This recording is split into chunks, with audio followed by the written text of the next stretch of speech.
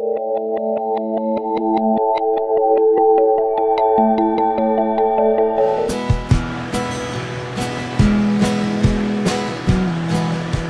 name is Tjerk Okkema. I am from the Netherlands. We emigrated in June 1st, 1999 to Michigan and started farming. First we did the crops, and then about a month later, when we cleaned up the place and everything else, we started buying cows. I get up at about 4 o'clock in the morning. Then I get my first cup of coffee, and then I go out, and then first thing I do is check cows that are gonna have a calf.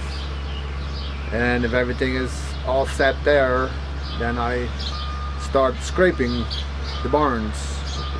The milkers crew at that time showed up already, started milking cows.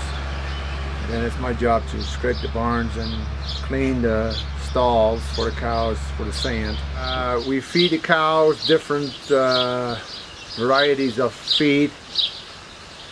I feed early in the morning, and we feed about 4 different groups, so every group gets different ration, what we call that, different diet. The main diet is haylage, that's wet hay and corn silage.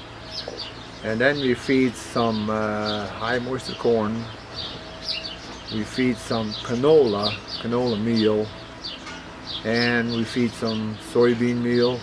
The cows basically know what to do in the mornings. When we get the cows, they walk towards the parlor, and that's where they got to be milked. We milk in a double 7, we call that. There's 14 cows at a time in a herringbone, and there's 2 people that milk, and it takes about 5.5 hours to do 300 cows.